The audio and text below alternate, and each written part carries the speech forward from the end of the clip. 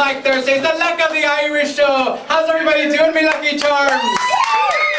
It's so good to have you. Thank you so much. We are so excited because every month, as you know, we have a new theme, and this month is the month of March for a very, very special time in San Antonio politics. We are electing a new mayor, and we're also electing some new city council members to the great city of San Antonio, Texas. And with me today is one of the candidates for District 1 city councilman. Am I saying that right? Mr. Chris Forbrich. Give it up for him.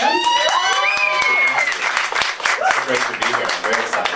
Well, thank you for being with us. Now, we've had a couple of candidates here already, and it's always very exciting to all of us to, it's a whole other world. I mean, last year we were all educated, a lot of us for the first time, because our last president served 2 terms on the electoral system. So it's a very exciting time for us.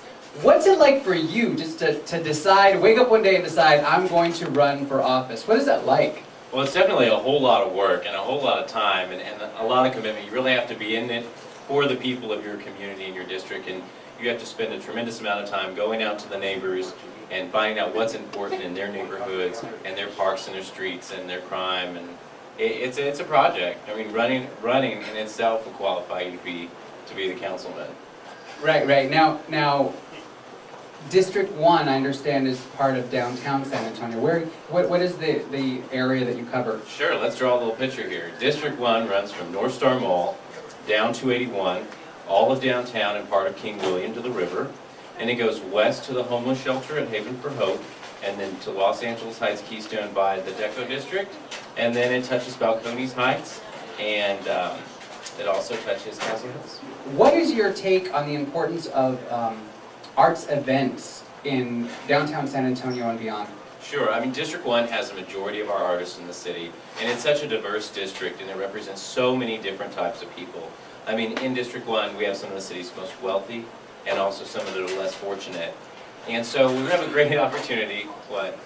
I love it. I was like, that's me, the second one. Thank you. Either way, we're a diverse group of people down there, and we really like the arts. From public works projects and putting roundabouts with sculptures in them. That's been a big thing recently. We have Luminaria, the celebration of arts and lights, every year in District 1. Which was fabulous. I don't know how many people saw that, but Luminaria was arts, films, dance, theater. It was so wonderful. And I understand it had some, the mayor's wife had something to do with Luminaria? Linda Hartberger is very big into the arts, absolutely. And they all, the Hartbergers worked very hard to start Luminaria and keep it going in conjunction with Bill Fitzgibbons from Blue Star, who did the lighting under the freeway. I don't know if you've seen that downtown. Yes. Beautiful District 1. It's great. So, the area of San Antonio that you named seems to be responsible for a lot of the attractions that bring other people from other places to San Antonio. Would that be a correct assessment? Absolutely. So that's kind of a hard job. Do you have to convince the rest of the city council members that kind of that fact sometimes? Well, I think that any good representative can appreciate the arts, and one of the great things about the arts is that the arts, when you develop an artist community, you see a growth in business, you see more stable jobs, you see higher home values in your area, and it really contributes to the quality of life of your friends and your neighbors in your area. And so by encouraging the arts, and I hope that all members of council coming up will continue to do that, and we can make District 1 better. District 1 does have downtown in it, and downtown's a special interest for all members of the council because tourism is one of our major industries here in San Antonio, and we'd like to be known as an arts city and a music performance city. And so working with those projects, the Mayor's Office on Cultural Affairs, I think we can get there.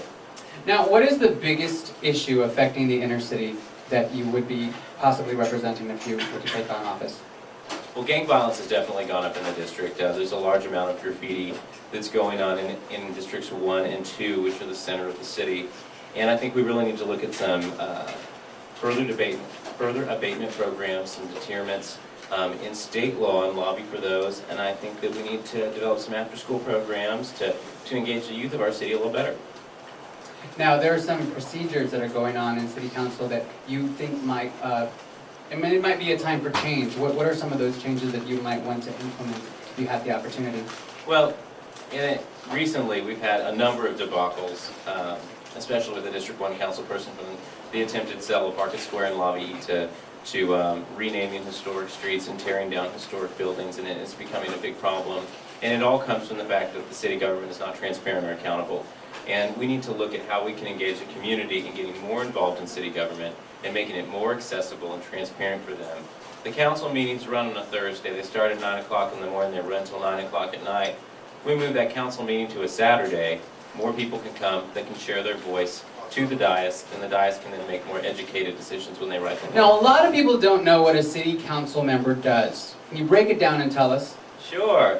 The city council provides all the necessities of your life, from the local economy, your water, your public health, your safety, your electricity. The city controls the water company and the electric company here in town, the police, the fire department, and regulate a number of restaurants and hotels, and they levy sales tax and also property taxes on you. And so they're really, really vital in your everyday life, as opposed to higher levels of government, which tend to work more on the legislation of morality or interstate issues. Your city government is there to work for you in your daily well-being, and they're very, very important. These elections are very important.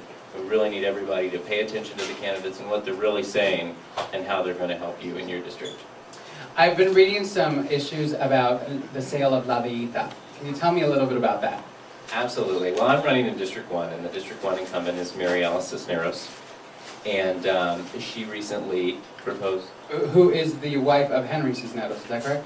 That's right. And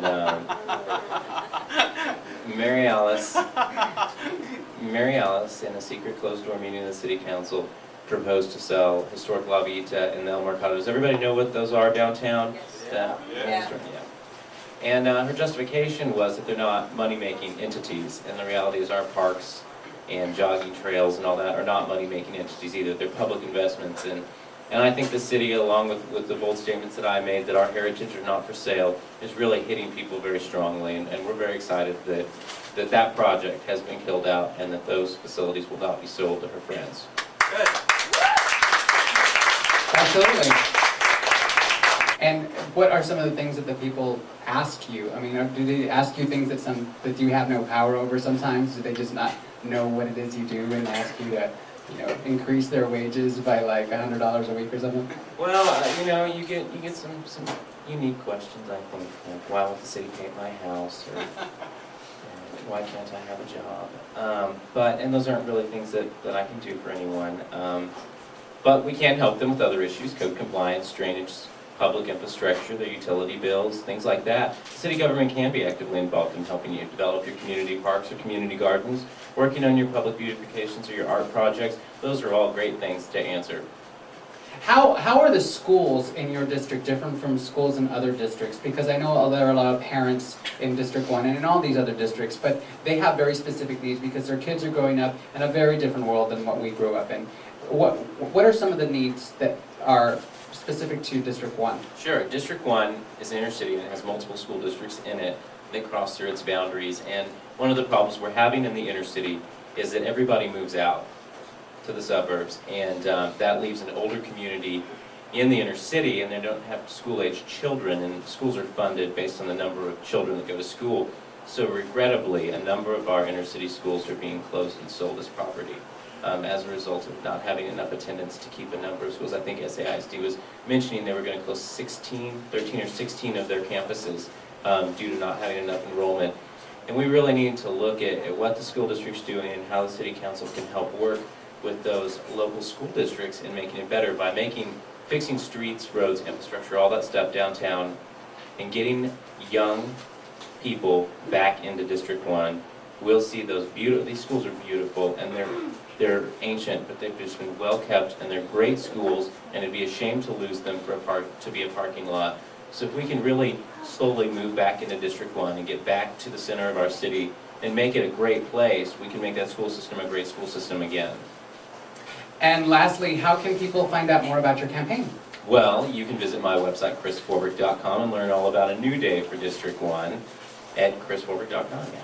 Thanks for having me. Oh, absolutely. Ladies and gentlemen, this is Chris Forbrich. He's running for City Councilman, District 1 in the city of San Antonio, Texas. I'm Jade, Esteban, Estrada. This is Open Mic Thursday. Good luck on the Irish Show. We'll be right back. You can scroll to the next video.